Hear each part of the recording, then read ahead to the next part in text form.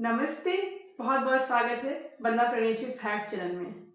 अगर किसी लेडीज का, किसी महिला का एबॉर्शन हो जाता है, मिसकैरेज हो जाता है, गर्भपात हो जाता है, तो उस दौरान महिला को क्या करना चाहिए, क्या नहीं करनी चाहिए, क्या क्या सावधानियां बरतनी चाहिए, जिससे कि उनको आगे चलकर कोई दिक्कत का सामना ना करना पड़े। बहुत सारी महिलाओं को अगर मिसकैरेज के दौरान सावधानियां नहीं बरतती हैं तो आगे चलकर उनको बहुत बड़ी समस्या का सामना करना पड़ जाता है। तो इसलिए प्लीज़ इस वीडियो में हम सारा कवर करेंगे कि मिसकैरेज के बाद महिलाओं को क्या सावधानियां बरतनी चाहिए। तो आप वीडियो को पूरा फुल देखिएगा, आपके लिए बहुत ज़्यादा यूजफुल होने वाला है। अगर चैनल में नए आए हैं तो प्लीज़ चैनल को सब्सक्राइब कर लीजिए, कमेंट शेयर लाइक जरूर करिएगा। ये देखते हैं कि ये जो एबार्शन का मेथड होता है वो कितने प्रकार के होते हैं एबार्शन मेथड, और हर प्रकार में क्या क्या सावधानियां बरतनी चाहिए, किस चीज़ को पालन करना चाहिए, किस चीज़ को फॉलो करना चाहिए, जिससे कि हमारा जो एबॉर्शन हुआ है उससे बाद में चलकर कोई प्रॉब्लम ना हो। तो पहला देखिए, एबॉर्शन 3 प्रकार से होते हैं। पहला है स्पॉन्टेनियस एबॉर्शन, दूसरा है मेडिसिनल एबॉर्शन एंड तीसरा है सर्जिकल एबॉर्शन। ठीक है। तो जैसे पहले एबॉर्शन में जो स्पॉन्टेनियस एबॉर्शन होता है वो अपने आप हो जाता है, वो नेचुरल तरीके से हो जाता है, स्वयं से हो जाता है। ठीक है। इसमें हम कोई भी मेडिसिन नहीं लेते हैं, ये अपने आप। बहुत सारी महिलाओं में देखे होंगे कि उनका प्रेगनेंसी हो जाती है तो अगली प्रेगनेंसी में जब बच्चा 3 महीने का या 2.5 महीने का होता है तो अपने आप उनका गर्भपात हो जाता है, बच्चा एबॉर्ट हो जाता है, बच्चा खत्म हो जाता है। और दूसरी तरीके की बात करते हैं, दूसरा एबॉर्शन का प्रकार है मेडिसिनल एबॉर्शन। तो क्या होता है कि हमारी प्रेगनेंसी कंफर्म हो जाती है, हमारे पेट में बच्चा आ जाता है, तो हम अनचाहे प्रेगनेंसी हो जाती है तो इसको या तो मेडिसिन से लेते हैं, चाहे वो एलोपैथी मेडिसिन हो, चाहे आयुर्वेदिक मेडिसिन हो, चाहे होम्योपैथिक मेडिसिन हो। तो मेडिसिन के द्वारा जब हम बच्चे को एबॉर्ट करते हैं। तीसरे प्रकार की बात करते हैं सर्जिकल एबॉर्शन।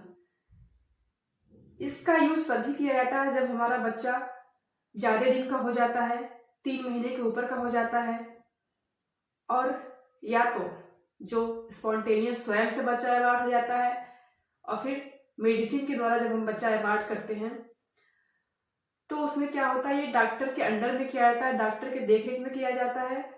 अगर बच्चा स्पॉन्टेनियस या मेडिसिन के द्वारा एबॉर्ट हो गया, अगर बच्चे का कुछ पार्ट, बच्चे का कुछ भाग, प्लेसेंटा हो, जो भी पार्ट हो, अगर वो हमारे बच्चेदानी में रह जाते हैं, ठीक है, रह जाते हैं, तो हमको सर्जिकल मेथड का यूज करना पड़ता है, सर्जिकल एबॉर्शन करवाना पड़ता है। और भी कंडीशन है, जैसे कि अगर बच्चा पहले ही हमारे गर्भ में ही, हमारे बच्चेदानी में ही डेथ कर गया, या बच्चेदानी से किसी भी तरीके से बाहर नहीं आ पाया, बच्चा मर गया हो, बाहर ना आ पाया हो, मेडिसिनल एबॉर्शन होता है। इसको हम दवा से अपने बच्चे को गिरा देते हैं, अपने गर्भ को गिराते हैं, हम सर्जिकल एबॉर्शन का यूज करते हैं। ये छोटी सी प्रोसीजर होती है। महिला को हल्का सा एनेस्थीसिया जाता है, उनको बेहोश किया जाता है, फिर उसके बाद डॉक्टर के अंडर में उनका सर्जिकल एबॉर्शन किया जाता है। अब अगला क्वेश्चन जो महिलाओं के माइंड में आता है, उनके दिमाग में आता है कि हमारा एबॉर्शन तो हो गया है, तो हमको कितने दिन का रेस्ट करना चाहिए। ये बहुत ही कॉमन क्वेश्चन होता है महिलाओं का कि एबॉर्शन के बाद क्या हमको आराम करना चाहिए या नहीं करना चाहिए। तो देखिए, इसमें 2 कंडीशन होते हैं। अगर आपका एबॉर्शन स्वयं से हुआ है, स्पॉन्टेनियस हुआ है, या तो मेडिसिन के थ्रू हुआ है, तो आपको कम से कम, अगर आपकी प्रेगनेंसी, आपका बच्चा 3 महीने से कम का है, ठीक है, 3 महीने से कम का है, तो आपको कम से कम 7 दिन का और अधिक से अधिक 10 दिन का रेस्ट जरूरी होता है। ऐसा क्यों, 7 या 10 दिन का रेस्ट ऐसा क्यों करना चाहिए? क्योंकि जब हमारा एबॉर्शन स्पॉन्टेनियस स्वयं से हो जाए, नेचुरली तरीके से हो जाए, या मेडिसिन के थ्रू हो जाए, तो हमारी ब्लीडिंग 1-2 दिन बहुत ही हैवी ब्लीडिंग होती है, उसके बाद धीरे धीरे 4-5 दिन या 1 हफ्ते तक आपको हल्की हल्की ब्लीडिंग होगी। ब्लीडिंग 4-5 दिन या 1 हफ्ते तक रह सकती है, तो जिसके दौरान महिला को काफी कमजोरी सा फील होने लगता है, ब्लड लॉस होता है तो उनको कमजोरी सा फील होने लगता है, हाथ पैर भी दर्द करता है किसी महिला को, और फिर वो मेंटली हैप्पी सा फील नहीं करती है, उनको मेंटली थोड़ा सा स्ट्रेस रहता है, ब्लड लॉस होता है तो उनका हीमोग्लोबिन जो होता है उसका लेवल भी कम हो जाता है, जिससे उनको कमजोरी सा ले जाती फील होने लगता है। इसलिए बोला जाता है कि महिलाओं को अगर एबॉर्शन नेचुरल तरीके से हुआ है, स्वयं हुआ है या मेडिसिनल थ्रू हुआ है, तो उनको कम से कम 7 दिन का रेस्ट करना चाहिए और अधिक से अधिक 10 दिन का रेस्ट करना जरूरी होता है। अगर आपका एबॉर्शन सर्जिकल मेथड द्वारा हुआ है तो आपको कम से कम 2 दिन का रेस्ट करना चाहिए और अधिक से अधिक 4 दिन का रेस्ट करना चाहिए। तो सर्जिकल मेथड के द्वारा अगर एबॉर्शन हो रहा है तो उसमें क्या होता है, जब हमारा सर्जरी होता है उसी दौरान बस ब्लीडिंग होती है और किसी को एक दिन और भी हो सकती है, नहीं तो किसी किसी महिलाओं को बस सर्जिकल एबॉर्शन के दिन ही ब्लीडिंग होती है, उसके बाद ब्लीडिंग बंद हो जाती है। तो उनका ब्लड लॉस कम होता है, उनका हीमोग्लोबिन लेवल होता है वो भी बैलेंस ही लगभग रहता है, तो बहुत ज़्यादा कमजोरी, थकान या दर्द, हाथ पैर दर्द करने वाली कंडीशन नहीं होती है। तो इस कंडीशन में आपको सर्जिकल अगर आपका मेथड यूज हुआ है तो आपको 2 दिन या 4 दिन, इतने दिन की आप रेस्ट कर सकते हैं और फिर अगले दिन, आज सर्जिकल आपका ऑपरेशन हुआ है, अगर आज आपका सर्जिकल एबॉर्शन हुआ है तो अगले दिन आप बहुत ही अच्छे से फ्रेश फील करेंगे। तो आपको इसमें बहुत ज़्यादा रेस्ट की नहीं, 2-4 दिन रेस्ट आप कर सकते हैं। अब बात करते हैं, अगर हमारा एबॉर्शन स्पॉन्टेनियस नेचुरल तरीके से हुआ, स्वयं हो गया हो या फिर मेडिसिन के थ्रू हुआ हो, तो उस दौरान हमको अपने क्या फोकस करना चाहिए।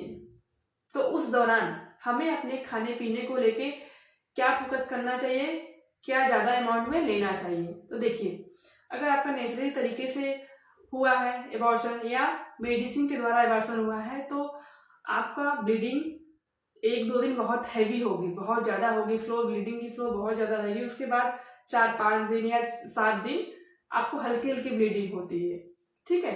तो ब्लड का लॉस हो जाता है, तो बहुत महिलाओं का हीमोग्लोबिन बहुत डाउन हो जाता है, ब्लड लॉस की वजह से वो एनीमिक भी हो जाती हैं। बहुत सारी महिलाएं ब्लड लॉस की वजह से एनीमिक हो जाती है, उनमें खून की कमी हो जाती है। तो आपको हरे पत्तेदार सब्जियों का अमाउंट ज़्यादा रखना है, उनको ज़्यादा मात्रा में लेना है, जिससे कि आपको आयरन की कमी ना हो। ड्राई फ्रूट्स जितने भी नट्स सीड हैं, बादाम, मूंगफली, अखरोट, ये सबको शामिल कीजिए। गाजर, चुकंदर, टमाटर, इनको अधिक अमाउंट में लीजिए। अनार लीजिए, जिससे कि आपके ब्लड की लेवल बैलेंस हो जाए, और बैलेंस डाइट लीजिए और दूध को जरूर शामिल कीजिए। पानी की ज़्यादा अमाउंट लेना है, जिससे कि आपकी बॉडी हाइड्रेट रहे, डिहाइड्रेशन ना होना पाए। तो इसलिए आपको हरी पत्तेदार सब्जियां, ड्राई फ्रूट्स लेना है। पालक, चुकंदर, गाजर, जो भी सब्जियां हो, जो भी फ्रूट है, उनको शामिल कीजिए। दूध लीजिए, इनको शामिल कीजिए, जिससे कि आपको कमजोरी उतना फील ना हो और आपका ब्लड का लेवल बैलेंस हो जाए। अगर आपका सर्जिकल एबॉर्शन हुआ है तो जिस दिन आपका एबॉर्शन हुआ है उसके शाम या रात में आपको डॉक्टर बोलेंगे कि आप हल्का भोजन लीजिए, लाइट भोजन लीजिए, जैसे दलिया हो गया, खिचड़ी हो गया, ठीक है। ऐसा इसलिए कहते हैं क्योंकि अगर आप हैवी भोजन लेती हैं तो आपको उल्टियाँ होने के चांसेस बढ़ सकते हैं, जिससे कि आपको फिर बाद में दिक्कतों का सामना करना पड़ सकता है। इसलिए डॉक्टर बोलते हैं कि आपको हल्का भोजन लेना है। और आपका ब्लड भी लॉस उतना नहीं हुआ होता है तो आपको बहुत ज़्यादा टेंशन वाली बात नहीं रहती है। देखिए, एबॉर्शन चाहे जिस भी प्रकार का हो, महिला का शरीर कमजोर हो जाता है, उनमें इन्फेक्शन, संक्रमण होने का चांसेस बढ़ जाता है। बैक्टीरियल हो गया, वायरल हो गया, फंगल इन्फेक्शन, ये सब का चांसेस बढ़ जाता है। समझने के लिए और भी फ्यूचर में प्रॉब्लम ना हो, इसलिए महिला को एबॉर्शन के बाद विशेष ध्यान देना होता है, विशेष ध्यान अपने शरीर के ऊपर देना पड़ता है। अब देखिए अगला सवाल जो कि बहुत इंपॉर्टेंट है। बहुत सारे महिलाओं के मन में यही सवाल होता है कि हमारा एबॉर्शन हो गया है, चाहे वो मेडिसिनल एबॉर्शन हो, चाहे स्पॉन्टेनियस एबॉर्शन हो, चाहे वो सर्जिकल एबॉर्शन हो, किसी भी प्रकार का एबॉर्शन हुआ हो, हमारा गर्भपात हुआ हो, तो हमको अपने पार्टनर के साथ रिलेशन कितने दिन बाद रखना चाहिए। आपका चाहे जो भी प्रकार का एबॉर्शन हुआ हो, ठीक है, आपको हमेशा रिलेशन कम से कम 15 दिन बाद ही रखना है। महिला का शरीर ऑलरेडी कमजोर हो जाता है, ठीक है, उनमें इन्फेक्शन होने के चांसेस बढ़ जाते हैं। अगर आप रिलेशन बनाते हैं तो हो सकता है कि आपको बेबी कंसीव हो जाए, बच्चा कंसीव हो जाए, क्योंकि बच्चेदानी का मुंह उस टाइम खुला रहता है। फिर आपको हो सकता है फ्यूचर में दिक्कत हो जाए, इसलिए उस दौरान रिलेशन कम से कम 15 दिन बाद बनाना होता है। महिला को रेस्ट करना होता है और अपनी डाइट को बैलेंस रखना होता है, ताकि उनको किसी भी प्रकार का इन्फेक्शन ना हो, उनका शरीर सुरक्षित रहे। अब अगला सवाल जो महिलाओं के मन में काफी ज्यादा आता है कि मेरा एबॉर्शन पूरी तरीके से हुआ है कि नहीं, कहीं मेरा बच्चा आधा तो नहीं रह गया। अगर सर्जिकल एबॉर्शन हुआ है तो उसमें कोई भी चांस नहीं है कि आपका बच्चे का कोई भी पार्ट आपके बच्चेदानी में रह जाए। हाँ, अगर आपका मेडिसिनल हुआ है एबॉर्शन या नेचुरल तरीके से हुआ है एबॉर्शन तो उसमें चांसेस है कि कुछ पार्ट बच्चे के हमारे बच्चेदानी में ही चिपके रह सकते हैं। पहचानेंगे कि हमारा एबॉर्शन पूरी तरीके से हुआ है कि नहीं।